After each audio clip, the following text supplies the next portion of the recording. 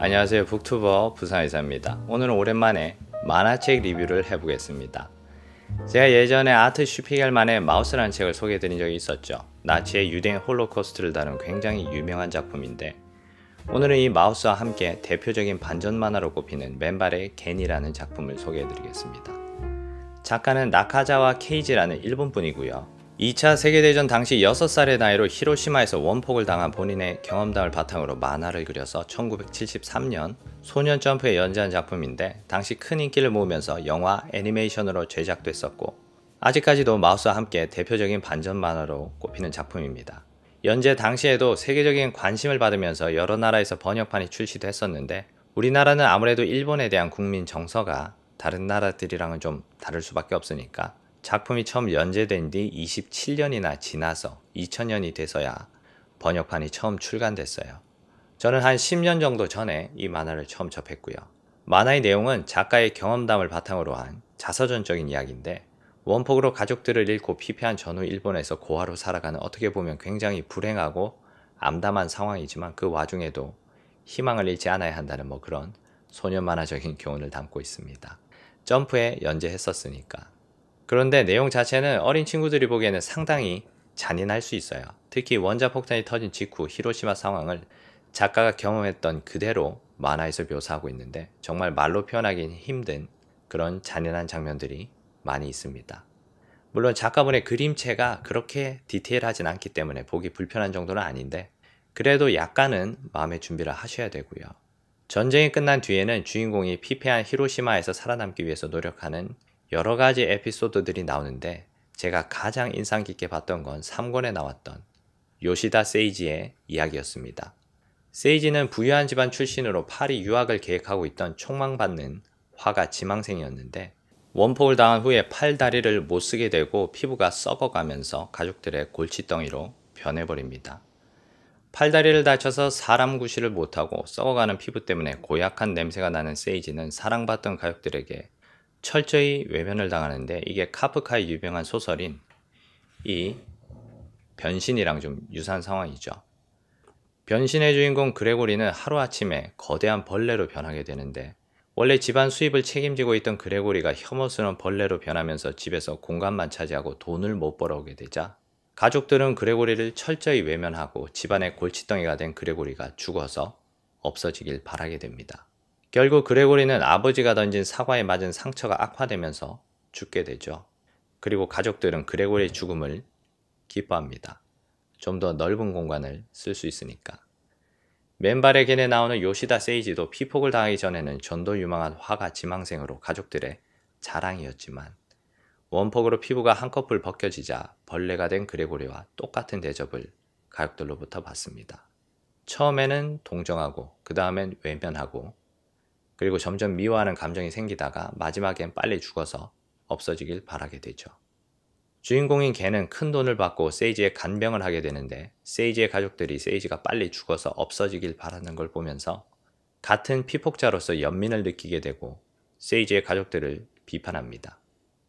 그런데 사실 저는 그레고리나 세이지의 가족들이 이해가 아예 안 가는 건 아니에요.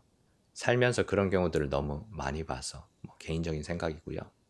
어쨌든 일반적인 소년 만화에서는 상상할 수도 없는 그런 여러 가지 암울한 에피소드들이 계속 나오는데, 그럼에도 불구하고 주인공인 겐은 희망을 잃지 않고 화가가 되기 위해서 도쿄로 상경하면서 만화가 끝납니다. 1권부터 10권까지 이 만화를 관통하는 메시지는 반전과 반액인데, 이게 작가분의 실제 경험담을 바탕으로 만들어진 이야기이기 때문에 남다른 호소력이 있습니다. 다만 우리나라에서는 전쟁을 일으킨 일본을 피해자로 묘사하고 있다는 비판을 받을 때가 있는데, 작품을 읽어보시면 절대로 그런 내용이 아니란 걸 쉽게 알 수 있습니다. 작가는 처음부터 끝까지 일본 제국주의와 전체주의를 극렬하게 비판합니다. 실제로 원폭으로 사망한 작가의 아버지는 2차 대전 당시 반전 활동을 하다가 1년 넘게 구치소에 수감됐었고, 만화 주인공인 겐의 아버지도 전쟁광들을 비판하다가 감옥을 가죠. 겐도 학교에서 기미가요 부르길 거부하고 전쟁이 끝난 뒤에 천황이 히로시마에 왔을 때 강하게 분노하는 등 지속적으로 일본 군국주의에 대한 혐오감을 드러내는데, 작가는 거의 독일인들이 나치를 생각하듯이 일본 천황을 전범 취급합니다. 물론 2차 세계대전이 거의 종료되었음에도 불구하고 실험적으로 원자폭탄을 투하한 미국에 대한 원망도 나오긴 하지만 그건 원폭의 직접적인 피해자로서 작가가 가질 수 있는 아주 자연스러운 감정이고요. 작가가 작품 안에서 그것보다 더 크게 비판하는 건 무모한 전쟁을 일으켜서 수많은 사람들을 죽게 만든 일본 제국주의의 수뇌부와 천황입니다.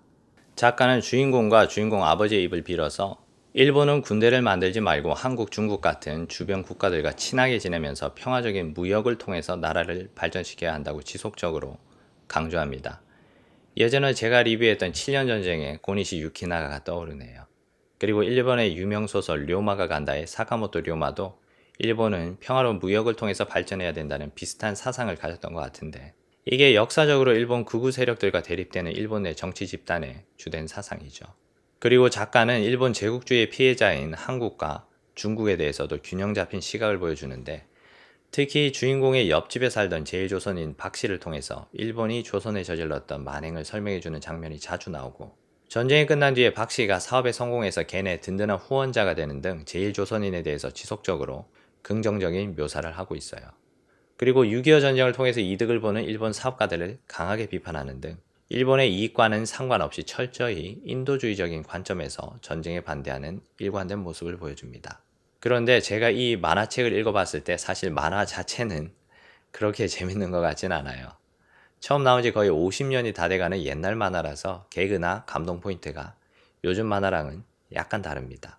그림체도 제 취향은 아니고요. 하지만 원폭으로 가족을 잃고 본인도 피폭돼서 평생을 불안감에 시달렸던 작가분이 절실한 마음으로 반전 메시지를 담아 그려낸 작품이라서 다른 일반적인 만화들과는 차별되는 특별한 호소력이 있습니다. 그래서 옛날 만화지만 한 번쯤은 읽어볼 만한 가치가 있는 작품이고 개인적으로 저도 나중에 제 아이들이 크면 한 번쯤은 읽게 할 생각이에요. 그럼 오늘 맨발에겐 만화책 리뷰는 여기까지 하겠습니다. 재미가 있으셨다면 좋아요, 구독 그리고 알람 설정까지 부탁드리고요. 저는 다음 시간에 더 흥미로운 작품으로 돌아오겠습니다. 끝까지 시청해주셔서 감사합니다.